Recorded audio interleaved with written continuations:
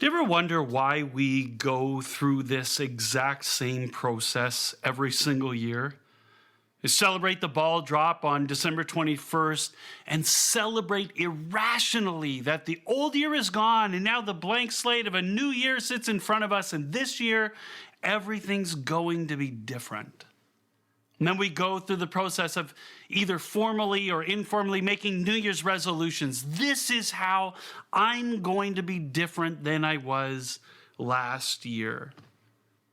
We've gone through this whole process as a church through the month of January. In this series called Hitting Refresh, how am I going to refresh my relationship with God and my relationship with the people who I rub shoulders with every day, the people I love the most? How am I going to press refresh in my relationship with my friendships and in my relationship with the church? How is this year going to be different? That's why we do it. Even though most years, by the end of January, middle of February, all of those commitments have somehow faded into the background and disappeared. We do it every single year because, as they say in baseball, hope springs eternal. We live with this perpetual, optimistic hope that this year I will get to live more of the life that I've always wanted than I ever have before. That's why, frankly, we challenged everyone in our community to engage with the Sermon on the Mount, the summary of Jesus' teaching about life every single day this month. Because, to be honest, this whole series and the Sermon on the Mount in particular is a snapshot of the kind of life that God is inviting us into in 2021. It is an invitation from Jesus to all of us to live the God life, the God-blessed life in 2021 like we never have before.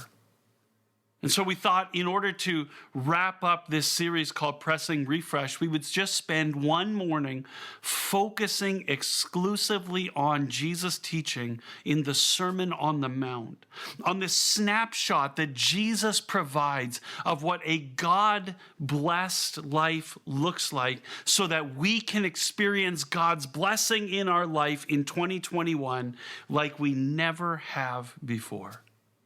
And so I'm just going to spend our time this morning going through the Sermon on the Mount and summarizing what Jesus says about the life that God blesses. And we're going to break it into 4 sections. In the first section, the intro to the sermon, Jesus basically says this: the God-blessed life radiates the beauty of Jesus. Jesus begins with a snapshot of what the God-blessed life looks like. And honestly, it doesn't look like anything we would have ever expected. Normally for us, when we see someone who is super spiritual or super religious at a level we haven't attained, or we see someone who has it all together, whose family's working right, whose life seems to be working. We see people who are strong, people who are powerful, and we think, man, God has really blessed that person's life. They have no problems. God must really be blessing their life.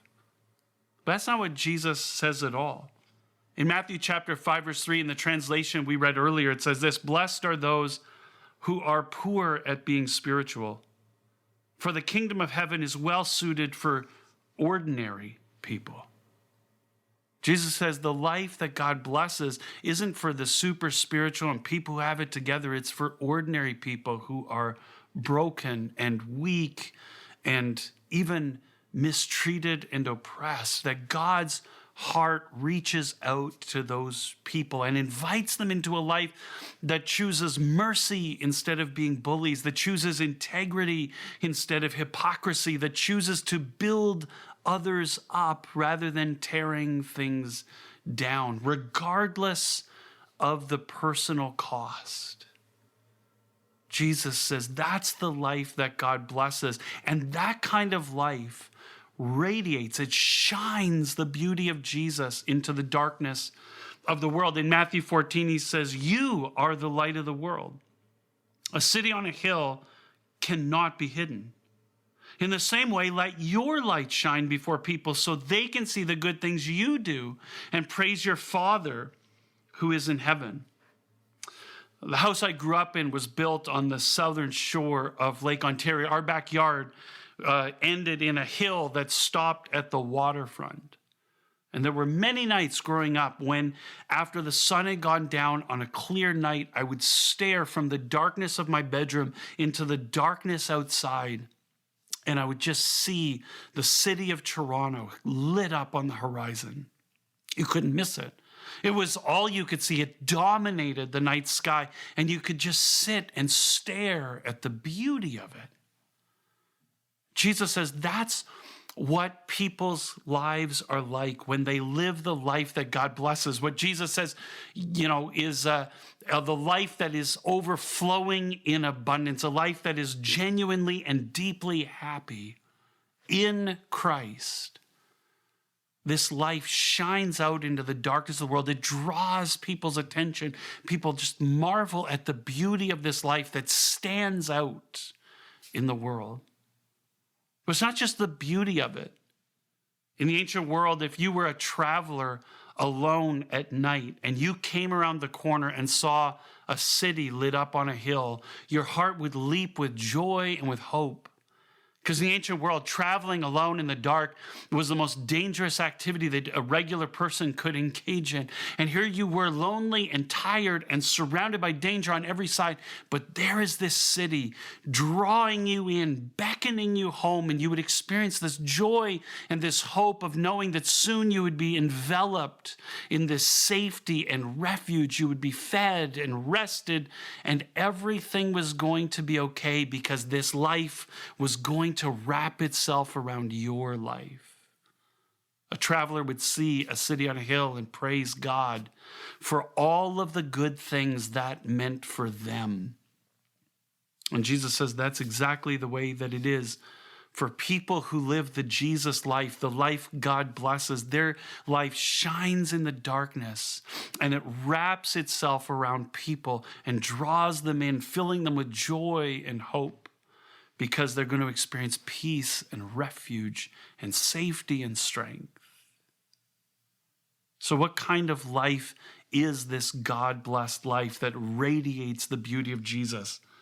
Well, Jesus says this: the God-blessed life flows from a transformed heart. And this is what it says in Matthew 5, verse 20. I say to you that unless your righteousness is greater than the righteousness even of the legal experts and Pharisees, you'll never even enter the kingdom of heaven. The thing about the God-blessed life is that it flows from a transformed heart. It's not this religious display, right? It's deeper and more genuine than this sort of self-righteous, hypocritical, rule-following way of being religious, right? This kind of mentality that says, well, I'm a good person. I didn't murder anybody. I haven't slept around. I was technically telling the truth. No, it's a transformation of heart that penetrates deeper than just being religious and following rules. It's a heart that loves people so much that you're devoted to reconciliation rather than carrying grudges. A heart that loves people so much that they respect people instead of ogling them and lusting after them. That they'll stay faithful to relationships instead of walking away when things get hard. It's a heart so filled with love that you're devoted to being honest instead of manipulative, generous instead of vengeful, and loving instead of hateful, even with people who hate you. It's a transformation of heart that shows up in how you do religion, how you practice your spirituality. People who live the Jesus life, they don't, pray and give and practice spiritual practices like fasting or Bible reading or worship in order to impress God or impress themselves or impress people around. They don't do it to gain a reputation of being spiritual or to earn points or try and deserve God's love. No. It comes from a transformation of heart. It's not posted to social media for praise and recognition and, make a big deal of it. It gives secretly just because your heart is broken for the poor. It prays quietly for God's love to infiltrate your life and the world. It practices its spirituality privately, simply because it wants to be changed. It wants to be more like Jesus. The God-blessed life starts with a transformed heart, but then it shows itself in a transformed life. Jesus goes on to say, the God-blessed life is devoted to loving God. That's where it shows up in people's lives, is that you love God in particular, more than everything else, and in particular, more than you and I love our stuff. Jesus knows that our stuff is a huge stumbling block for us. And so he says in Matthew 6, verse 24, no one can serve two masters. Either you will hate the one and love the other, or you will be loyal to the one and have contempt for the other. You cannot serve both God and wealth.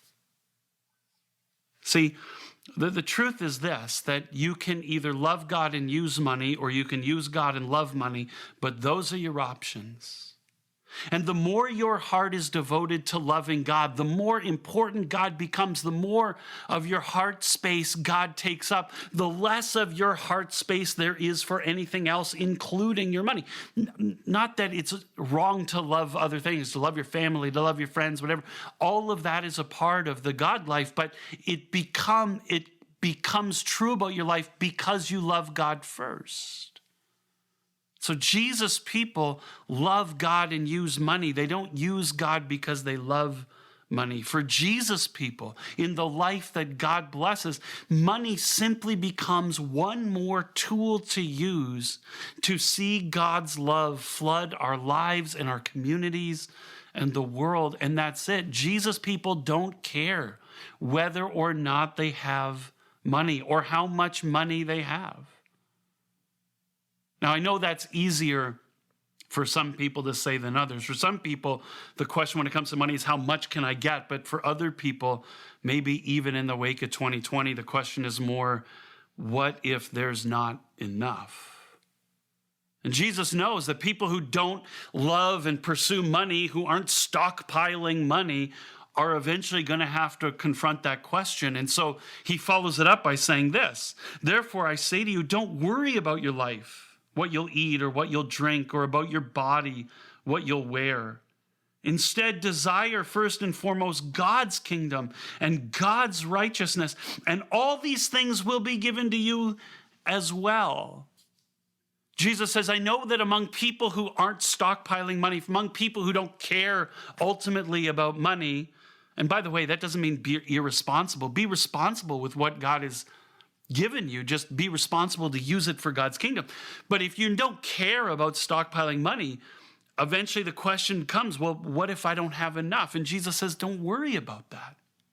If you are living a life that is so obsessed with being fully devoted to God that you're using your stuff to see God's love flood people's lives and to flood the world, you won't have to worry about money because God will take care of you.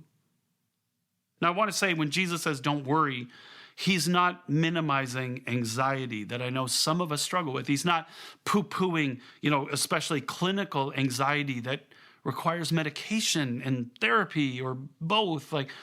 He's not talking about that. He's talking about being so obsessed with money that we worry ourselves sick about whether we'll have enough. And Jesus says, here's the thing. If you live a life that is obsessed with being fully devoted to loving God, you just worry about seeing God's kingdom come in the world, God's love flood your life and your community and the world. You worry about whether your relationship with God is filled with love, and your relationship with yourself, and your relationship with the people around you, and your relationship with society and with the marginalized and with your enemies and with the planet. You make sure that there is a rightness to your relationships. You worry about that. And you let God worry about whether or not you have enough to get by. If you love God enough to worry about his kingdom, God will love you enough to worry about making sure that you have enough. That's what a God-blessed life looks like. It focuses its energy on loving God and loving the world and lets God take care of it. It manifests in your love for God. Finally, Jesus says the God-blessed life is devoted to loving others. And he talks about two ways in particular. The first is he says, don't judge so that you won't be judged. He focuses on judgmentalism. It's interesting that when Jesus wants to make the point that we ought to love others, the first thing he focuses on is how judgmental we are. See, judgmentalism is the opposite of love. Right? Judgmentalism decides that I am so important and so worthy that I am capable of judging that everyone else is worth less than me. And it looks down on everybody. Love is the opposite. Love is committed to believing that everyone else is worth more than me. And so committing itself to be a servant and to pour out mercy and grace on everyone in abundance. And that's all. Because Jesus says, whatever you pour out on others, that's what will be poured out on you by God and probably by others too. If all you do is judge others, then you can expect that you will receive judgment in return. But if all you do is love people with mercy and grace, then you can expect from God and from your community around you that what most people will return is mercy and grace. That you get back what you put out in the world. So think about what you want others to do for you and do that. In fact, that's where Jesus ends the sermon, not just with judgmentalism, but with self-centeredness. This is how he summarizes the whole sermon in verse 12 of chapter 7. He says, therefore, you should treat people in the same way you want people to treat you. This is the law and the prophets. Jesus says, here's the summary of everything that I've been saying. I said this a couple weeks ago. The only way to measure the degree of your devotion to God is by looking at how much you love people, period. That is the only measurement there is. There's no other way to talk about or to understand or to look at how faithfully you are loving God than to look at how much you love people. And Jesus said, this is the whole thing. Just do for everybody else what you wish someone did for you. So think back to January 1st. To your dreams for 2021, for everything you wanted this year to be, for everything you hoped would come true of your life in the next 12 months. And now commit yourself for this entire year to doing that for everybody else. For loving other people in the ways that you would want to be loved, for blessing other people in the ways that you would hope to be blessed, for taking care of other people in the ways that you hope God would take care of you. Because that's the deal. That the God-blessed life starts with a transformed heart that increasingly is committed to loving God with everything we have, rather than loving our stuff, and committed to loving everybody else instead of judging them and selfishly serving ourselves. Jesus says, if you do that, here's how the sermon ends. Everyone who's heard these words of mine and puts them into practice is like a wise builder who built a house on bedrock. The rain fell, the floods came, the wind blew and beat against that house. But it didn't fall because it was firmly set on bedrock. Jesus says, you learn to live this way, out of a transformed heart that loves God and loves people. And no matter what life throws at you, you will stand strong. Certainly in 2020, the rain fell and the floods came and the wind beat against our houses and the murder hornets made nests above our front doors. But Jesus says, no matter what 2021 has in store, you commit yourself to building your life on these teachings of Jesus. Be throwing yourself at Jesus to live the God life that transforms your heart, to love God and to love people. No matter what happens, the house of your life will stand strong. And not only that, it'll shine out in the world. Imagine if the world could look at us as people and us as a community and see a community that is not filled with religious rule keepers and religious hypocrites who still love their stuff and judge everybody else and care only about themselves.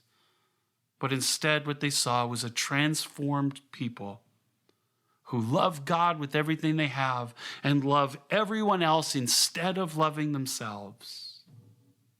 That life would shine out in the darkness and fill people with awe and inspire hope and joy, and it would draw people in, hoping that we would wrap our life, the life of Jesus, around them so they could experience it too and praise God. That's the God-blessed life that you are being invited into.